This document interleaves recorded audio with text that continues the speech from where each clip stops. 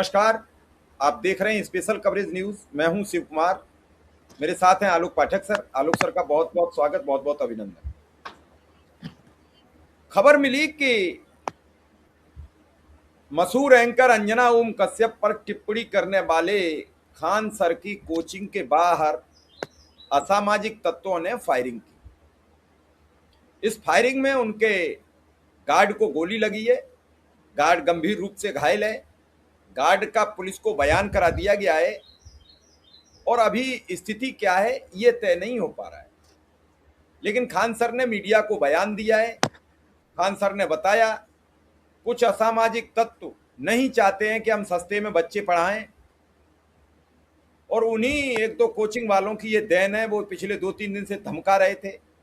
2-3 दिन से social media पर टीचर्स और एंकरों में और बीजेपी में जबरदस्त जंग छिड़ी हुई है। क्या उससे पहले हड़का रहे थे? क्या अभी 2 दिन से हड़काना शुरू किया? क्या अभी आज ही रात में फायरिंग होनी थी? ये कई सवाल छूट रहे हैं। उसी राज्य के मुख्यमंत्री हैं जो महात्मा गांधी पर मोहनदास करमचंद गांधी नाम नहीं ले पाते हैं। वही मुख्यमंत्री हैं जो कर्पूरी ठाकुर को कपूरी ठाकुर बता के संबोधित कर देते हैं। उस राज्य में आधी रात उसी राजधानी पटना में बवाल हो जाता है और इस बवाल के बाद हंगामा कट जाता है। एबीपी न्यूज ने एक खबर लगाई है, उसका स्क्रीनशॉट है आपके समक्ष। इस स्क्रीनशॉट में लिखा हुआ है, पटना में खान सर की कोचिंग सेंटर के बाहर फायरिंग हुई है। 2 कोचिंग सेंटर में विवाद को लेकर फायरिंग की खबर है। पुलिस मौके पर पहुंचकर छानबीन में जुटी हुई है। फायरिंग की घटना को लेकर खान सर का पहला बयान आ चुका है। आलोक सर, पूरी पृष्ठभूमि आपको क्या दिख रही है? देखिए, खान सर चूंकि पटना के ओरिजिनली रहने वाले नहीं है, वो हैं रहने वाले देवरिया के। जाके पटना में कोचिंग दे रहे थे। कोरोना काल में अपनी जो एक अलग तरह से वो ऑनलाइन कोचिंग उन्होंने देना शुरू कर दिया और उस कोचिंग की वजह से वो बड़े पॉपुलर हो गए। मेरी अभी बिहार को जानने वाले एक पत्रकार से बात थी। उसने बोला कि भाई साहब, खान सर कोरोना काल में फेमस हुए, अब इतना मशहूर हो गए, इतना उन्होंने पैसा कमा लिया कि बड़ा सा मकान बना लिया। उनकी शादी में जो आप याद करिए, रिसेप्शन में तमाम कई लाख लोग आए थे, प्लस उन्होंने एक हॉस्पिटल भी खोला है। तो और बाकी लोग जो पटना में रह के कोचिंग चला रहे हैं, वो लोग की इतनी कमाई नहीं है। तो एक व्यवसायिक प्रतिनिधित्व है। दूसरी एक बात ये भी कही जाती है कि खान सर बहुत कम पैसे लेते हैं, ये दावा किया जा रहा था। इसको लेकर उनका एक कोचिंग वाले से पुराना विवाद था, जिसको पुलिस का जो बयान है डिप्टी एसपी का, उसने कहा कि उस विवाद वाले एंगल का ही ज्यादा बात हो रही है। अब ये 11:30 बजे रात को खान साहब कोचिंग पे पहुंचे हैं। तो बिहार पुलिस भर्ती के रिजल्ट आए थे। इसमें जो सूत्र बता रहे हैं कि जो नाम आ रहा है कि पटना के एसएसपी ने बोला कि एक स्टूडेंट ने कोचिंग में मारपीट की, ये पोस्टर भी फाड़े, गार्ड को चोट आई, बयान दर्ज करके एक्शन लेंगे। अब तमाम तरह के डीएसपी का कहना है कि फायरिंग नहीं हुई है, फुटेज में इस तरह कभी कुछ मिला भी नहीं है। मारपीट और तोड़फोड़ भी है। 10-12 की संख्या में लोग पैदल आए थे। इस फुटेज में ज्ञान बिंदु के गार्ड दिखे हैं, पहले 2-3 करके आए, उसके बाद 10 से 12 की संख्या में आए। ये देखिए बयान है, लेकिन सच्चाई क्या है? खान साहब का कहना है कि फायरिंग हुई है, उनके सामने 8-10 फायर हुए। उनका कहना है उनके गार्ड को चोट लगी है। पुलिस का कहना है कि कोचिंग के किसी छात्र से मारपीट हुई थी और वो जो कोचिंग का नाम आ रहा है। अब समस्या चाहे जो भी हो, रात के इस वक्त तो क्लियर नहीं हो सकता है, लेकिन अब लोग उसको इस तरह से देखेंगे ना कि भाई अंजना ओम कश्यप से को लेकर खान सर ने बहुत कुछ बोला है और उनके बयानों में कुछ चीजें ऐसी झलकी हैं साहब, जो कि एक टीचर को बोलना शोभा नहीं देता है। अंजना ओम कश्यप ने किसी टीचर का नाम नहीं लिया था, कोचिंग इंडस्ट्री की बात की थी। खान साहब बार बार नाम लेके बोल रहे थे, अंजना मैं सच बोलता हूं, मेरे मन में कोई कंफ्यूजन नहीं है, मैं दलाल नहीं हूं, इसलिए मैं खुल के तुम्हारा नाम ले रहा हूं। मतलब ये टोन मैंने भी सुना तो मुझे थोड़ा अजीब लगा, क्योंकि अब तक मैं ज्यादा खान सर के बारे में बहुत ज्यादा जानता नहीं हूँ। देखिए मैं स्पष्ट बता दूं, अब उनका पढ़ाने का क्या तरीका है, और मेरी एक चीज समझ नहीं आती कि वो सिपाही से लेकर दरोगा से लेकर आईएएस तक की कोचिंग कराते हैं। ये तो मैं समझ नहीं पाया भाई। सिपाही की परीक्षा का लेवल दूसरा होता है, दरोगा की परीक्षा का लेवल दूसरा होता है, और आईएएस की परीक्षा का लेवल दूसरा होता है। लेकिन ये सच है कि खान साहब बहुत चिकनी चुपड़ी बातें करते हैं, खान सर। और अब चाहे, क्योंकि मैं कोचिंग इंडस्ट्री को बहुत अच्छी तरह से जानता हूं, मैंने काफी करीब से मीडिया में रहते हुए इन लोग के सारी गतिविधियों पे ध्यान दिया है। होता क्या है कि बड़ी संख्या में जैसे लोग सोचते हैं कि सरकारी नौकरी मिल जाए या किसी एग्जाम में एडमिशन मिल जाएगा तो मेरी जिंदगी बदल जाएगी।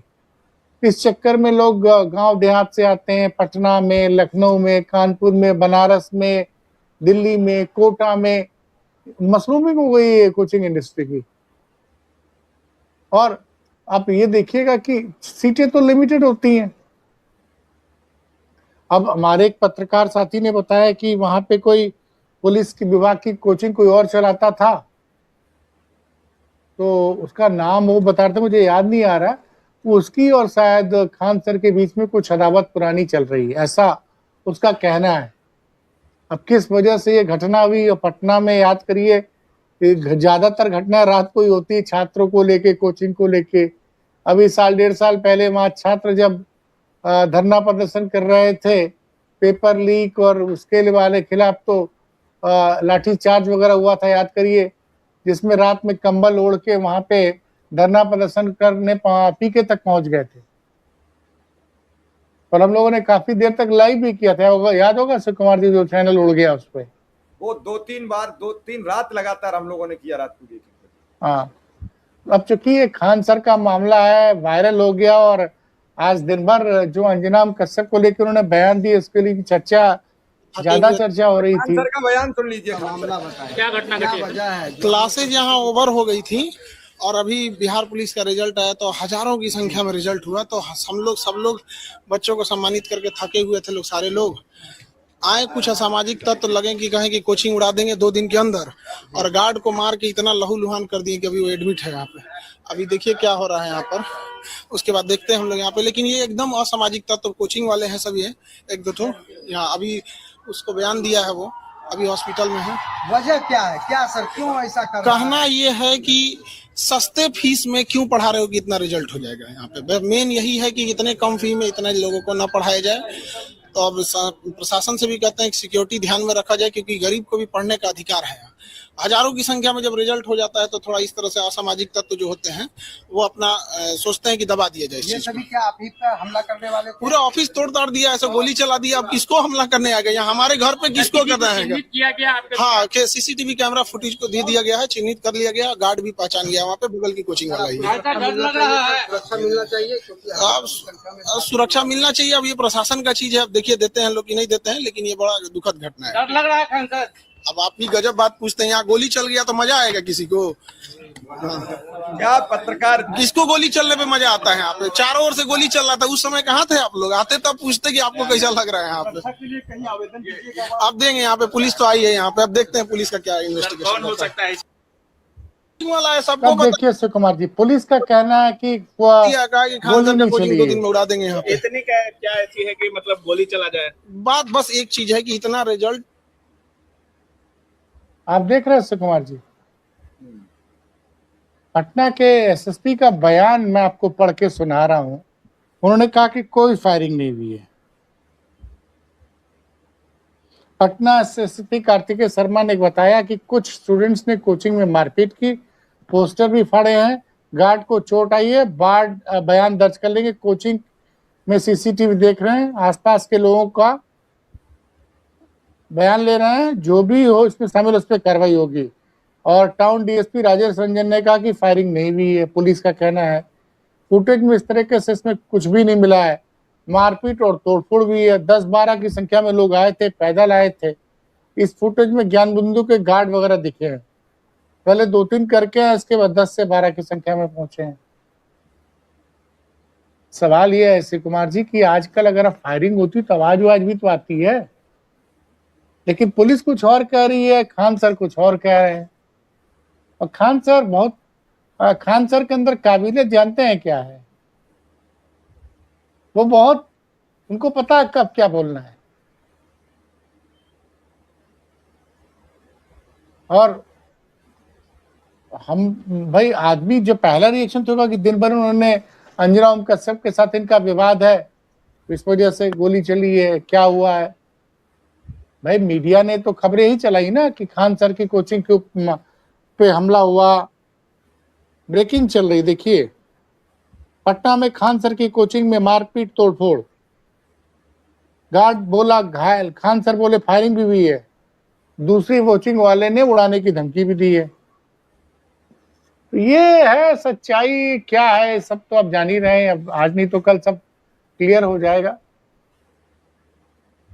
आलोक सर, अगर इस समय वहां बच्चे होंगे, ये जो पुलिस कप्तान और खान सर की बाइट हमने जो आपको सुनवाई, उसमें जमीन आसमान का डिफरेंस है, जमीन आसमान।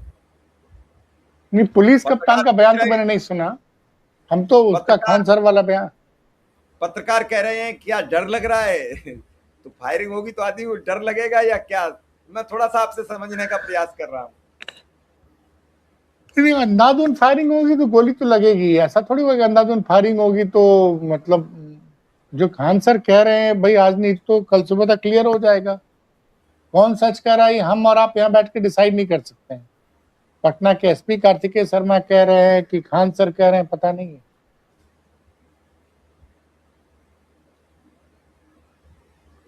आलोक सर, अब इसकी जांच तो खैर कल होगी, दिन में होगी आज, लेकिन मामला तो सब अस्त व्यस्त हो गया आधी रात पे। हाँ, लेकिन अब लोग तो यही सोचेंगे कि अंजना के साथ विवाद हुआ है, उस पर टिप्पणी कर दी, कहीं इसका तो नतीजा नहीं है।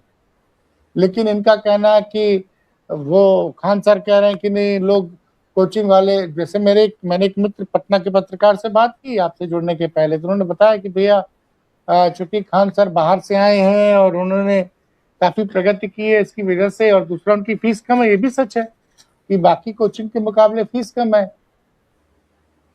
तो आज की डेट में तो आदमी ही सोचता ना कि जहां फीस कम वहां चले जाओ,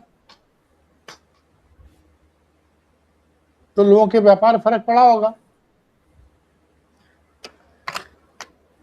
तो हो सकता है प्रोफेशनल राइवलरी हो, या फिर जैसा पुलिस कह रही है कि छात्रों के बीच में मारपीट का नतीजा है। अब मारपीट है, सामान्य मारपीट को अगर खान सर फायरिंग बता रहे हैं, और स्वाभाविक सी बात है जब खान सर के यहाँ कुछ होगा तो आप देखिए ना, हम लोग भी रात को बैठ के यहाँ पे वीडियो बना रहे हैं और तमाम लोग वहां पहुंच गए हैं। तो खान सर को हर कंट्रोवर्सी से, चूंकि वो खान सर बेसिकली पॉपुलर हुआ अपने यूट्यूब चैनल की वजह से, और ये कोचिंग वाले बयान की वजह से एक बहुत बड़ी बहस छिड़ गई है। ये कहानी चल रही है। वैसे आज तो कायदे से चर्चा होनी चाहिए थी सार्थक सिद्धांत के बारे में, कि किस तरह से उसने अपने जो उसने सीबीएसई में ऑन स्क्रीन मार्किंग के सिस्टम के टेंडर को पूरी तरह से एक्सपोज किया है, उस पर हमको आपको चर्चा करनी थी आज। लेकिन आज ये हो गया। आज देखिए उस अकेले लड़के की वजह से, और ये जो वेदांत श्रीवास्तव है या फिर सार्थक सिद्धांत और एक लड़का और था, उसका नाम मुझे याद नहीं आ रहा, इन तीनों छात्रों की वजह से सीबीएसई को माफी मांगनी पड़ी, अपनी गलती स्वीकार किया। बताइए, इस लड़कों को, वेदांत श्रीवास्तव को लोगों ने पाकिस्तानी तक बता दिया था जब उसने कहा कि भाई ये गलती हुई है, और उसने जो कहा था सारी बातें सच साबित हुई। लेकिन अब ये खबर दब जाएगी, अब यही चर्चा चलेगी, Khan sir Khan sir Khan sir. और आलोक सर, ये जो मौजूदा परिस्थितियां चल रही हैं ये सबके विपरीत हो गई हैं, कोई अच्छी नहीं है। क्या किया जाए? देखिए, नहीं विपरीत क्या, युवा बहुत नाराज है सर, बहुत नाराज। युवा बहुत नाराज है सर, इतना नाराज है जितना आप सोच नहीं सकते। तो क्या सर पेपर लीक, 2011 के परिणाम फिर आएंगे उत्तर प्रदेश से लगाकर केंद्र तक? अब देखिए, अब जब आप युवाओं, उस वक्त भी ये हाल था 2008 की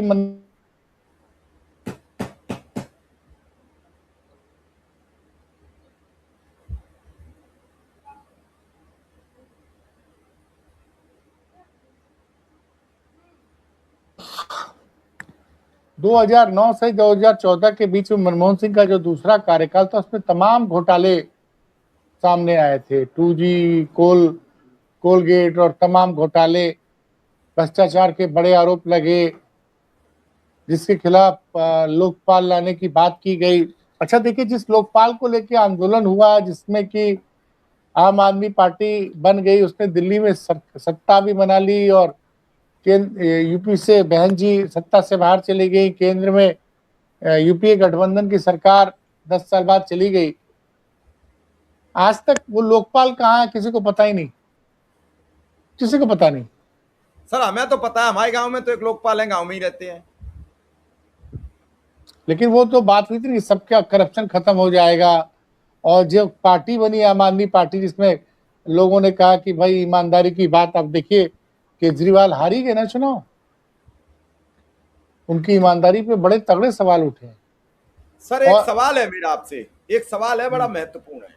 जैसे केजरीवाल हर बात में कह देते थे दिल्ली क्या किसी के बाप की है, दिल्ली हमारी है। उधर ममता बनर्जी कह रही थी कि यहाँ कोई नहीं सरकार बदल सकता है। क्या सर अहंकार पालना ठीक होता है? मैं थोड़ा सा समझने का प्रयास कर रहा हूं।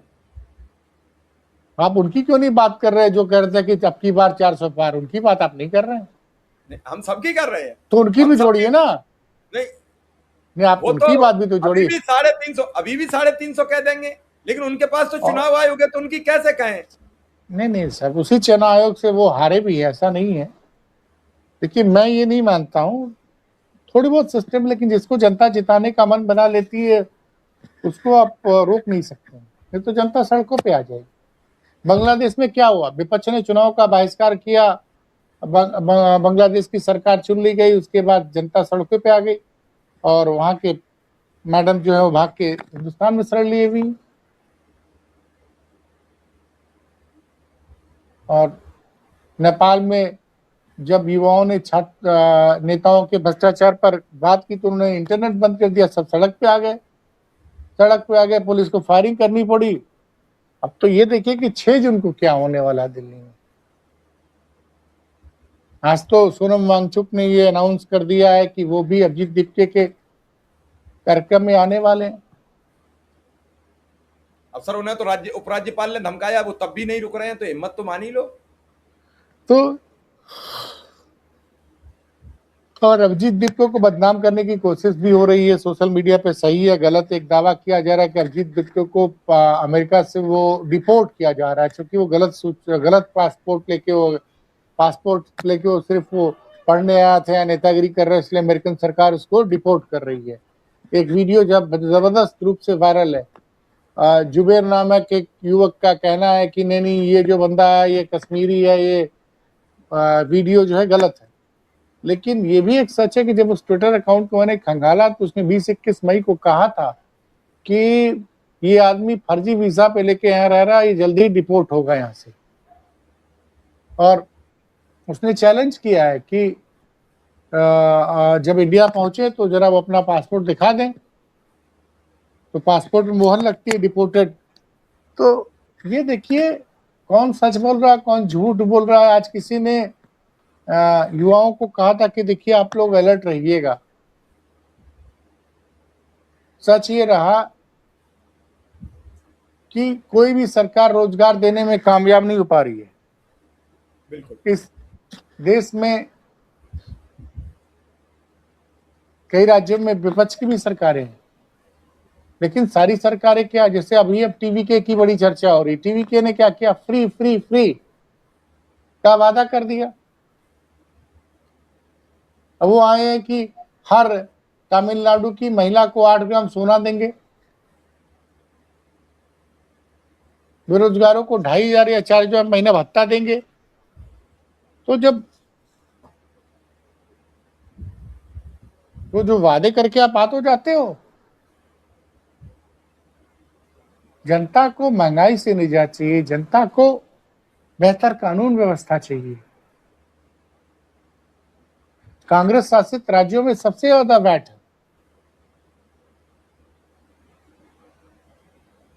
पंजाब में भारतीय जनता पार्टी चुनाव हार गई, सबने चर्चा की सोशल मीडिया पे तमाम वीरों ने, लेकिन हिमाचल प्रदेश में भारतीय जनता पार्टी ने लोकल बॉडीज के इलेक्शन में बड़ी जीत हासिल की, वही कहीं चर्चा नहीं हो रही है। तो अब ये है कि देखते हैं, अभिजीत दीप के चूंकि आम आदमी पार्टी के साथ जुड़े रहे हैं, कुछ लोग ये कह रहे हैं कि चूंकि इंडिया गठबंधन की बैठक होने वाली है, उसका असर कम करने के लिए राहुल गांधी युवाओं में ज्यादा लोकप्रिय हो रहे थे, तो आम आदमी पार्टी और बीजेपी ने मिलकर अभिजीत दीप के नाम का उन्होंने 8 तारीख को जनता ट्रांसफर पार्टी कर दी। इनका विवाद देख के 8 तारीख को ट्रांसफर कर दी उन्होंने, ममता बनर्जी कर ने दिया। ऐलान ये कर दिया, समझदारी 8 काम किया उन्होंने। लेकिन लोग कह रहे हैं कि राहुल गांधी की बढ़ती लोकप्रियता से युवाओं में केजरीवाल बड़े परेशान थे, और तो कई लोग कहते हैं कि केजरीवाल जो है मोदी जी की बी टीम है। क्या सच है क्या नहीं है सर, हम आप नहीं जानते। चलिए सर, इस बार कार्यक्रम को यहीं विराम देंगे। आपने समय दिया इसके लिए बहुत बहुत आभार, बहुत बहुत धन्यवाद।